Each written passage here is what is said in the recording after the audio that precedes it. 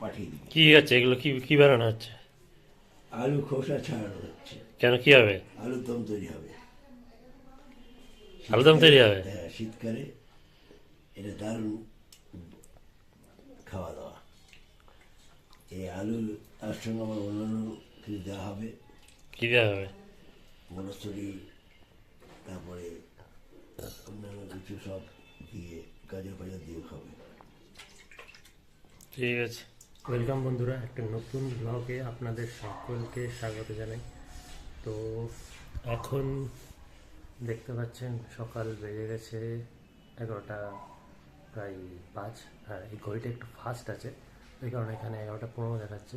তো আমার আজকের ব্রেকফাস্ট, তো এটা এখানে আছে ওটস, তার মধ্যে দেওয়া আছে এই আপেল, আর এর ওটসের মধ্যেই মেশানো আছে কিছু এই যে আলমন্ডস খোসা ছাড়ানো, আর আছে এর মধ্যে কিছু কিশমিশ দেওয়া। তো এই ব্রেকফাস্টটাকে এখন আমি কমপ্লিট করব। এখন বাজে দুপুরের প্রায় 3:30 মতো।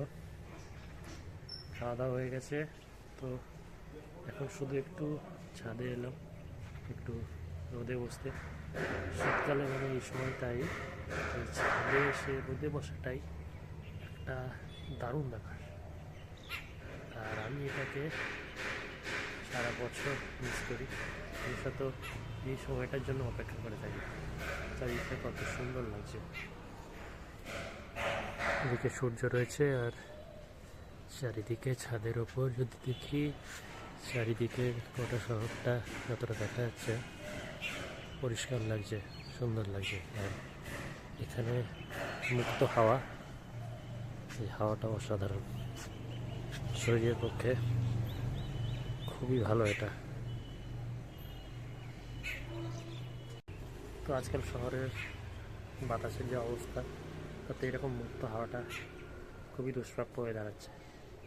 তো এখানে আমার যে ছোট্ট শহর, হোম টাউন রানাঘাট, এখানে বায়ুর দূষণের মাত্রা এখনও অতটা নয়, কলকাতার তুলনায় অনেকটাই কম। তো এখানে আমি যখনই থাকি এখানকার এই মুক্ত হাওয়া, একটু পরিষ্কার বাতাস খুব এনজয় করি। তো এই পাখি দুটো, শালিক পাখি, এরা এখন বসে একটু রোদ পোয়াচ্ছে, এরপরে এরা ধীরে ধীরে বাড়ি ফিরে যাবে। আসতে পারবা? ভালো উঠতে পারো,